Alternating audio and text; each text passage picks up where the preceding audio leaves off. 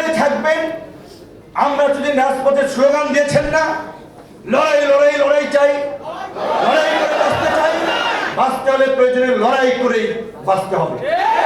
আমাদের অফিসের সামনে আমাদের নেতা কর্মীদের গায়ে হাত দিয়ে ওই হাত নিয়ে ফিরে যেতে পারবে না।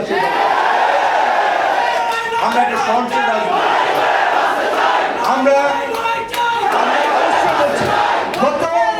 এই 18 থেকে এই রাজনীতিতে গণ অধিকার পরিষদের কোন নেতা কর্মী কারো গায়ে হাত দেয় নাই, কারো প্রপার্টি দখল করে ভদ্রভাবে সহনশীল ভাবে রাজনীতি করেছে। এমন কুতুব ঢাকা শহরে এই পরিবর্তনের পরে অন্তত আমাদের সামনে দিয়ে আমাদের নেতা কর্মীদেরকে আহত করে রক্তাক্ত করে পার পেয়ে যাবে, সেই কুতুব এখন থাকতে পারে। ওইখানে যারা আছেন, আমরা আইনগত প্রক্রিয়ায় যাব, আপনারা মামলা করবেন, তারপরে যদি পুলিশ ব্যবস্থা না নেয় তখন আমরা ব্যবস্থা নেব। কিন্তু প্রথমত আমরা আইনের শাসন প্রতিষ্ঠা করার জন্য কেন্দ্র থেকে শুরু করে জেলা উপজেলা পর্যায়ে ওসি, ইউনো, ডিসি, এসপি সব ধরনের প্রশাসনকে আমরা শুরু থেকে সহযোগিতা করে আসছি, আমরা আগামীতেও করব। কারণ পুলিশ প্রশাসন যদি সঠিকভাবে কাজ না করতে পারে তাহলে এই ধরনের সন্ত্রাসী নৈরাজ্য বাড়বে। সেই কারণে আমরা আইনের প্রতি শ্রদ্ধাশীল থাকতে চাই, তাদেরকে সহযোগিতা করতে চাই। সে বন্ধুগণ, এই প্রেক্ষাপটের রাজনৈতিক প্রেক্ষাপট নিয়ে আমার কথা হচ্ছে এইটুকুই। আমি এবার সাংগঠনিক দু চারটি, যেহেতু এখানে আমাদের গণমাধ্যমের ভাইরা ছিল অনেকে, আপনার নেতা কর্মীরা অনেকে কিছু বিষয় জানতে চাইতেন, এই আলোকে কিছু কথা বলা। আজকের এই সবার বিষয়ে আমার দুই তিনটা গুরুত্বপূর্ণ কথা, আপনারা সবাই একটু মনোযোগ দিয়ে শুনবেন। এক নম্বর কথা হচ্ছে যে আজকের এই বর্ধিত সভা থেকে আমাদের আগামী নির্বাচন জাতীয় রাজনীতির গুরুত্বপূর্ণ সিদ্ধান্ত হবে। আমরা ইতিমধ্যে বলেছি, এখন পর্যন্ত আমরা কোন রাজনৈতিক দল এবং জোট করি নাই। আমরা চাই জনগণের যে আকাঙ্ক্ষা, বিকল্প একটা রাজনৈতিক শক্তি, সেই শক্তি হিসেবে, সেই দল হিসেবে মানুষের আকাঙ্ক্ষা পূরণে আগামী নির্বাচনে 300 আসনে প্রার্থী দেওয়া। আপনারা নেতৃবৃন্দ যারা বক্তব্য রাখবেন হয়তো সবাই সুযোগ পাবেন না, অন্তত প্রত্যেক জেলা থেকে একজন করে, তাও সব জেলা পাবেন না, 64 জেলা বললে 64 জন, মেজর জেলাগুলো অন্তত আমরা দেব। আপনাদের বক্তব্যে আপনারা ওখানকার সাংগঠনিক অবস্থা, আমাদের দলের সংকট এবং সম্ভাবনা, জাতীয় নির্বাচনের এবং জাতীয় রাজনীতির প্রশ্নে যদি আপনার অবস্থান এবং মতামত থাকে সংক্ষিপ্তভাবে তুলে ধরার চেষ্টা করবেন। এবং আপনারা কি চান আমরা নির্বাচন জোট করে করব নাকি এককভাবে করব, সেই বিষয়ে মতামত দেবেন। জোট করলে কাদের সাথে করব, কাদেরকে নিয়ে আমরা করতে পারি, সেই বিষয়গুলো আপনারা মতামত দেবেন। এবং আজকের এই বর্ধিত সবাই আমাদের আগামী জাতীয় রাজনীতির বিষয়ে আমাদের সিদ্ধান্ত হবে।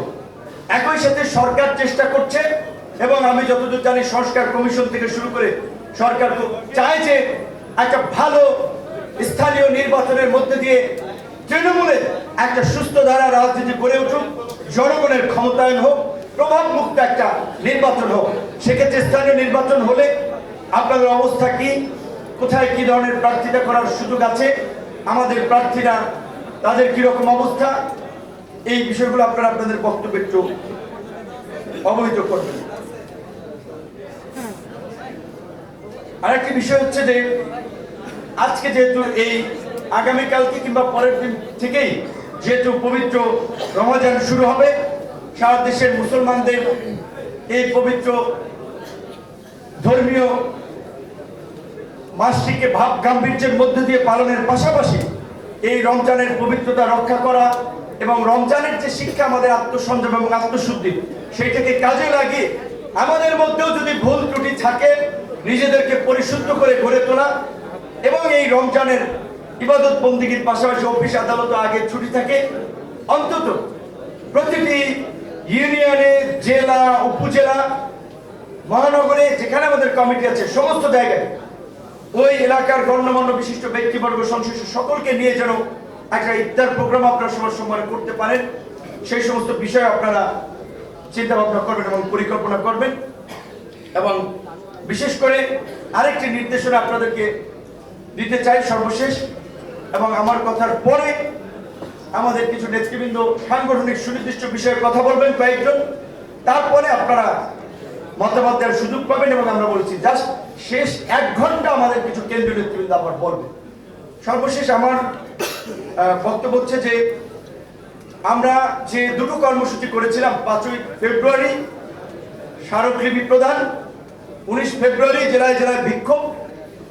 এখানে রাজনৈতিক কারণে ফায়দা নেওয়ার জন্য কেউ কেউ আওয়ামী লীগকে রাজনীতিতে স্পেস দিতে চাচ্ছে, আওয়ামী লীগকে জিয়ে রাখতে চাচ্ছে। দেখেন, একটা অভিযোগ করেছিল বোধহয়, এটা কিছুই না, যে কেউ আন্তর্জাতিক আদালতে অভিযোগ করতে পারে। অভিযোগ গৃহীত হবে কিনা, হইলে এটার বিষয় কি হবে, এগুলো পরের চ্যাপ্টার। যেখানে জাতিসংঘ পরিষ্কারভাবে বলছে যে গত সরকারের বাহিনী সুপরিকল্পিতভাবে গণহত্যা চালিয়েছে, নাগরিকদের মানবাধিকার থেকে শুরু করে মৌলিক অধিকার চরমভাবে লঙ্ঘিত করেছে। সেখানে গণহত্যা থেকে আর শেখ হাসিনা এবং আওয়ামী লীগকে সেভ করার কোনো রাস্তা নাই। গণহত্যাকারী দল হিসেবে আওয়ামী লীগের রাজনীতি অবশ্যই নিষিদ্ধ করতে হবে, কিন্তু অনেকে চায় যে তাদের প্রতিদ্বন্দ্বী হিসেবে রাজনীতিতে আওয়ামী লীগ থাকুক, তাহলে তারা ফায়দা পাঠাতে পারবে।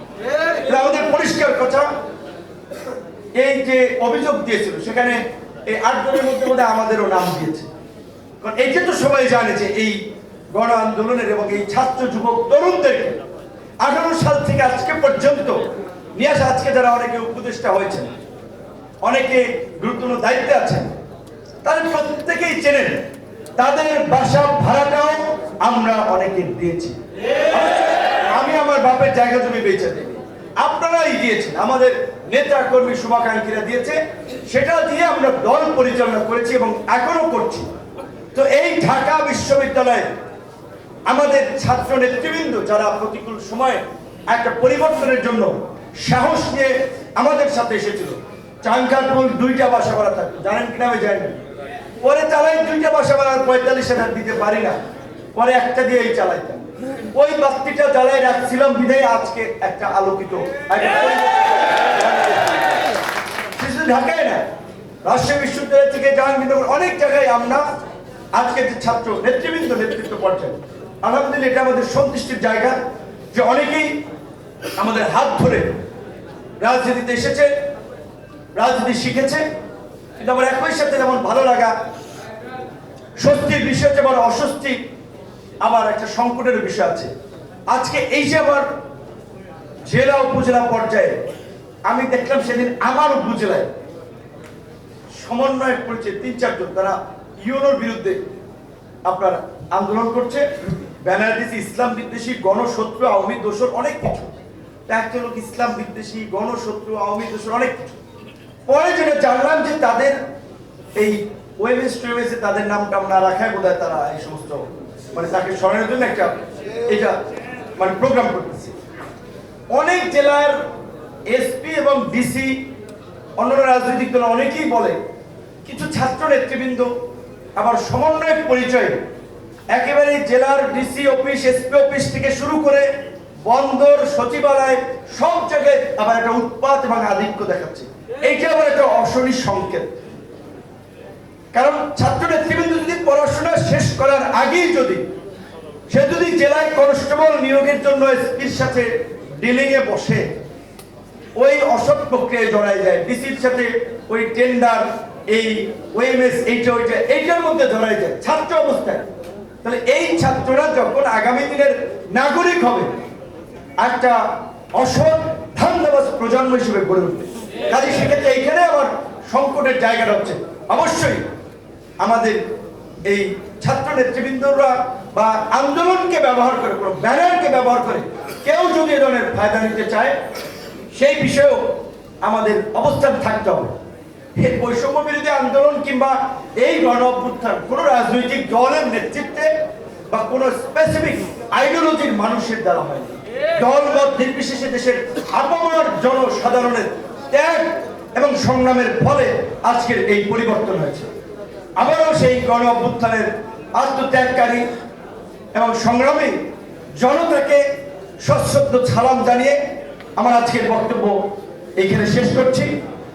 মিডিয়ার ভাইদেরকে আমরা অনুরোধ করবো যে আপনারা যদি একটু ফুটেজ নেন, তাহলে আপনারা যদি কেউ লেটেস্ট টাইম ফুটেজ নিয়ে আপনারা আজকে আমাদের এই অনুষ্ঠান থেকে একটু সমাপ্ত করলে ভালো হয়। আমাদের অভ্যন্তরীণ ইন্টারনাল আলোচনা হবে, যেটা আমরা মিডিয়ায় রাখতে চাচ্ছি না। ধন্যবাদ।